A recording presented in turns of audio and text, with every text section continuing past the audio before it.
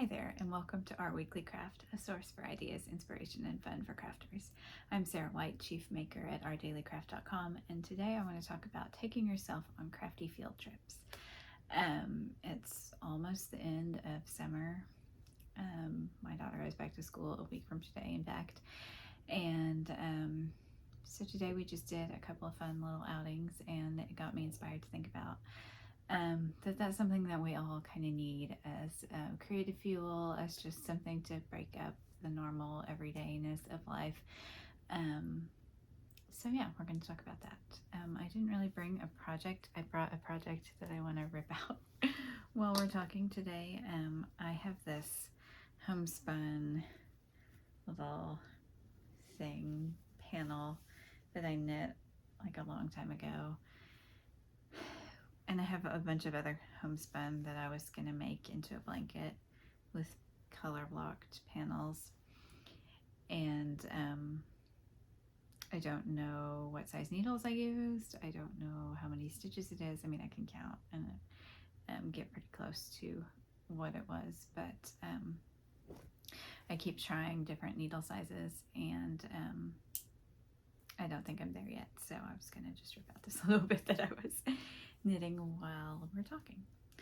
And then I'll try again with a yet bigger needle, because I just don't like I don't know, it might be right. I don't think it is, but anyway. So my daughter and I have a weekly tradition that we've been doing this summer where we go to the farmer's market on Tuesdays. Our town has a market on Tuesdays as well as Saturdays, and so we'll go to the farmer's market and buy tomatoes mostly, with fruit at the beginning of the season. It's mostly been tomatoes the past few weeks, but then we go to the library because the library's downtown like the market, and it's a nice little outing. It gets us out of the house, it gives us something to do, it gets her encouraged to read a little bit more. She's only checking out anime right now, but that's fine. I'm looking at my little bit compared to trying to decide if the gauge is the same, and I don't think that it is, so I'm going to go ahead and rip this out. But because she has an interest in particular anime series, we had put a bunch of books on hold because they weren't in, and it's not like you can just like skip a book or start with number 3 when number 1's not in or whatever. So we were putting books on hold so that we could get the ones she needed in the series in order. And it just happened that we were there on Tuesday, and Tuesday evening we got a couple of her hold requests were in. So we needed to go to the library again today. This is Thursday as I'm filming this, but so I didn't want to just go and grab our holds and not do anything else. So we have a somewhat new art supply store in town. So I was like, let's go to the art supply store. She said, okay. She wasn't really into like looking at stuff, but she likes to draw and paint and things, and so we looked around a little bit, and I bought her a jar of gesso because she's been trying to cover this old painting of hers, and the homemade gesso was just not quite cutting it because it's like textured and there's a bunch of layers of paint and stuff. And so we bought some gesso, and then we went also on the way home to, there's a local candy store that we'd never been to, so we went to the candy store and got her some sour gummy bears, and I got some chocolate covered cashews, and it was just a couple little outings, nothing big, but it got me thinking about how important that is to just do some different things every now and then. I feel like with COVID in particular, like we haven't been just going out exploring the way we used to. We don't shop like we used to. So, I say that the art supply store is new. It's probably been around, I don't even know. I was going to say it's probably been around for a year. I don't think it's been quite that long, but it's been a while though. It's not brand new, but we just don't go in stores, right? And one that I love to do myself is going to the library by myself, which I'll probably start doing again, once a month or so when she's back in school. Because I like to just wander and pick up things that look interesting. And I did a video a few months ago about, it was when she was still in school, I think, because I had gone to the library by myself for the first time in ages and picked up some things that I shared with you. But I love doing that just because it is a good way to just check in with your own interests and be like, oh, that book looks interesting, and not judge it, but just pick up things that look interesting and check them out and see if that's something that you want to explore. It could be a different craft that you've never done before. It could be like an art book. It could be that time I got a giant book on mushrooms because my daughter was into mushrooms. She'd just been on an overnight camping trip with her classmates, and she was really into mushrooms right at that particular time. So I got her this giant book of mushrooms, which she was not into, but I thought was pretty cool. It could be you're wandering through the fiction section and you pick up a book that just looks interesting or whatever. But I find that is sort of interesting and stimulating for your creativity to just do those little things outside of the norm.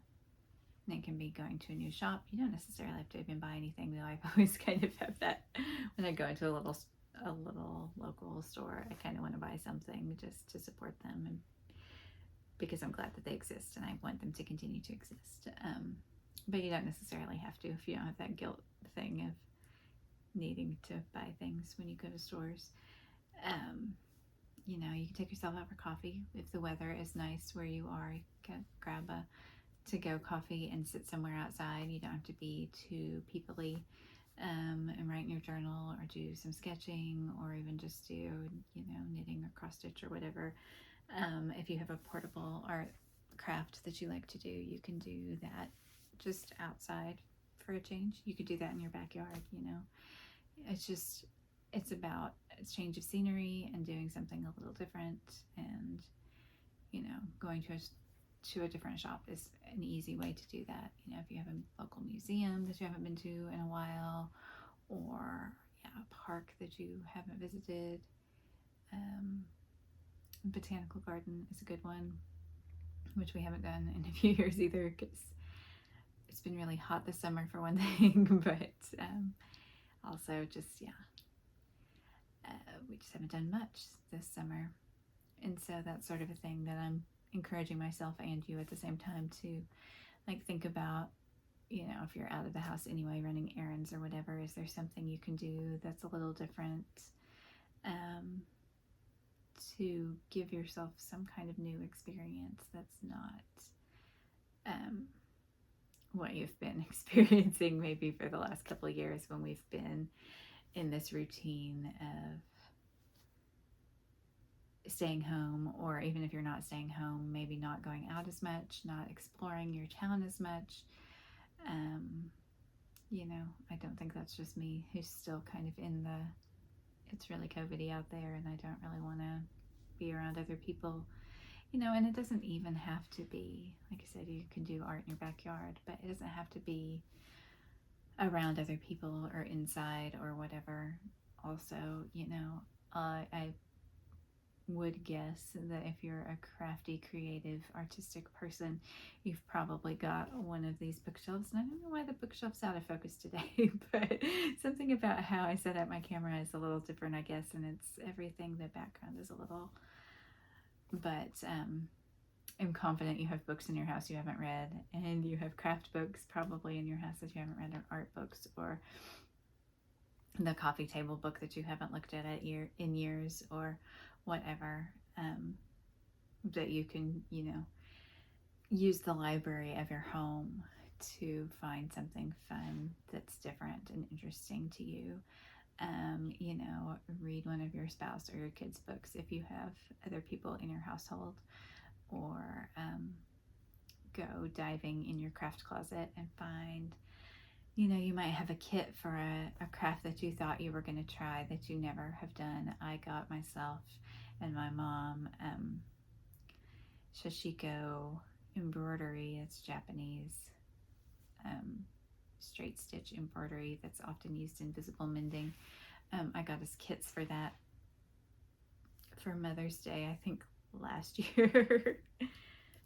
And I still haven't done mine. I can actually see it. I just found it the other day. So that's the thing, like, you know, maybe it's not having to go and do and buy something new, but maybe there's already something in your house. It's like a cross stitch kit or a, you know, a dyeing kit, or another one I can see from here is I had someone get me for my birthday a few years ago the embossing, engraving, I don't know what you even call it. Let me grab the thing because it's right here in my, knocking things off the desk. Excuse the like weird background noise. Impress art, where it's like metal stamping. Metal stamping, that's what it's called. And so I have like the practice blanks and the alphabet to try to do that, and I got it out of the package, and I have a glass desk, and so like I was trying to do it on my desk and then started, you know, going, I'm gonna break my desk, which I'm obviously not gonna break my desk, but it was like clattery and dramatic and stuff. So and then I never got back to it. So, you know, maybe it's look around your house for a craft that you meant to try or that you haven't done in a while or whatever, but just something to bring a little bit of a new and different experience into your day. On the weekend or sometime this month, if you can like make time for that for yourself, I think that you will appreciate it, as it gives you a little bit of a different perspective. It gives you a different creative outlet. It's just, you know, novelty is really important to everyone, but to creative people in particular. You know, it gives you ideas. You might see different color combinations. You know, in our town there are a lot of murals, and so it's fun to go and see murals, and it gives you different ideas for color combinations maybe, or a subject matter that you might not have thought about before, or, you know, you can follow some new artists on Instagram or TikTok or whatever and do the same kind of thing, that like just to be expose yourself to something new and different, and then use that to inspire some kind of making that you do, is my challenge for you for this week. And I'm gonna work on my blanket, and I don't know what else. I have like a sewing project I've been wanting to get back to for a while, and so yeah, I just feel like I need that jump start. Like, I've been knitting but not much else, and just knitting in front of the TV, not doing a lot of outside of that time creative work, and we haven't been watching a lot of TV in the evenings, which is fine, but I'm not getting the creative outlet from that, and I'm kind of bored with what I'm doing. I'm almost at the end of a sweater, and so I'm feeling like I'm ready to be done with it, and I'm just in that slog at the end where you just have to finish it, and that's fine, it happens. But I'm trying hard not to work on something else instead. That was like this blanket project I started picking up because it's really easy and comforting, and it's going to be cold again soon, and it'd be nice to have that completed. And it's like an entire box. I have this whole box of yarn that as I'm cleaning out my office, I'm like, I really just need to finish that project so that I don't have that giant box of yarn. I could put other yarn in it or whatever, but you know, the point is just to continue to do what you can in the context of what you're comfortable with in life right now, and the time that you have to devote to other things besides, you know, work and family and the commitments that you already have, which I'm sure are many and time consuming like all of us. But it was like 30 minutes out of the house that we went and did these couple little errands, and there's a little creative jolt and a little novelty, and a couple more places we can visit in the future that we now know are really cool. So I challenge you to do a little something outside of your routine, whether it's going out somewhere or exploring some stuff that's already in your house that you probably bought with great enthusiasm and then have ignored, right? Happens. It's not a judgment, but, let's see if we can get into those things and see what's there, and if it's something that we really are interested in, and if it's not, maybe you can pass that on to someone else. But, it's worth trying, because you bought that stuff for a reason, right? And it wasn't to stay in your craft closet forever. Anyway, so if that's something that's a practice that you already have, I would love to hear your ideas, or what you've been doing recently, or how you have dealt with artist dates in COVID times. Because there are still ways to do different things in your house and explore things creatively and all that, even if you're not going out into the world that much.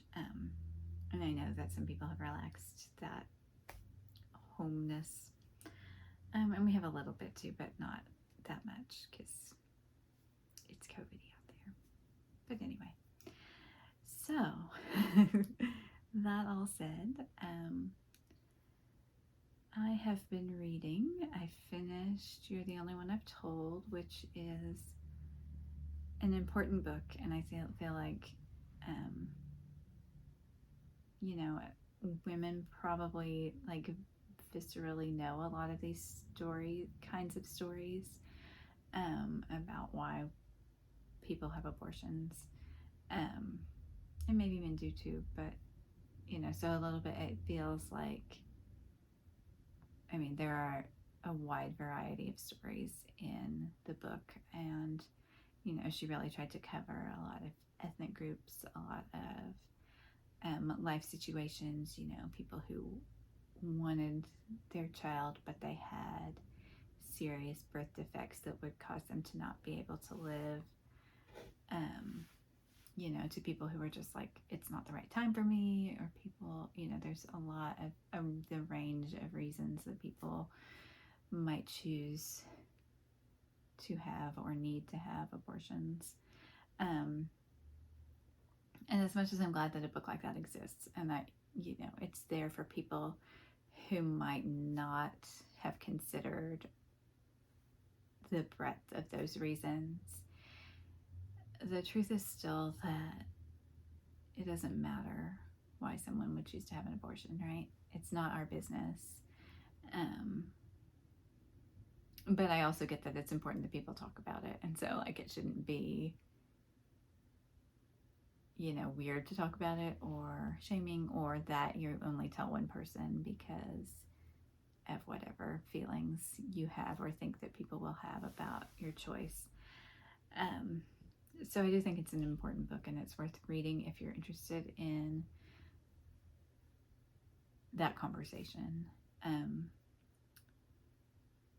And I am now reading The Family Chow, which was on President Obama's summer reading list. I didn't know anything about it. It's a family story about a family that runs a Chinese restaurant in a little town in Wisconsin, I want to say. I think it's Wisconsin. And I'm also reading The Netanyahus, which won the Pulitzer this year, that I also didn't really know anything about. It's a campus novel. It feels like it's going to be way over my head.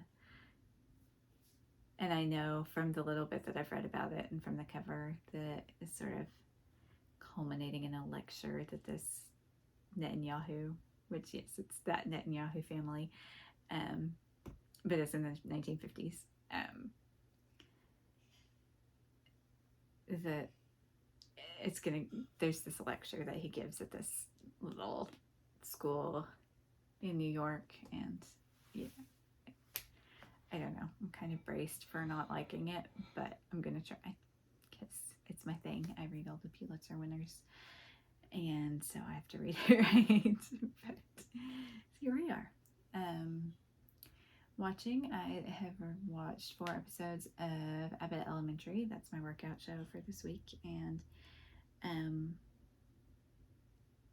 yeah, I know it's supposed to be funny, and I don't know that I really find it that funny, because I know that it's real, and that's really sad, but it is funny in parts, but it's not that funny.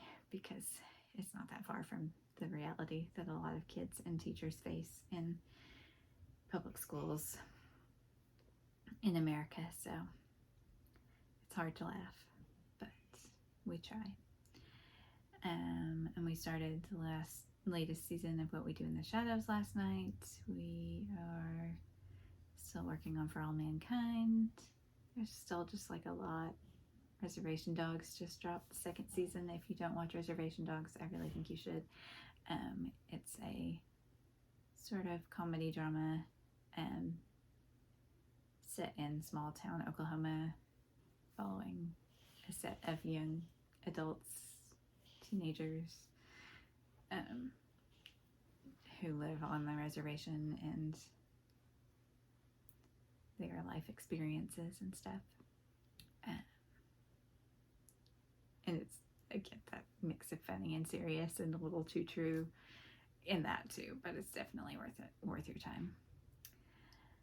And I think that is all. So I do encourage you to try something a little different outside of your normal routine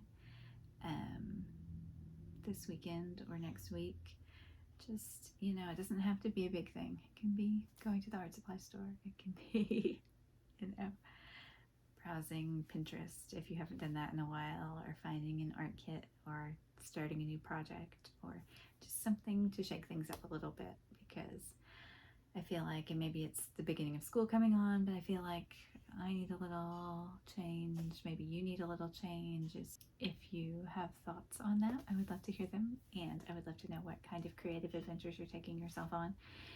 And I hope that you have a crafty week, and I will see you again soon.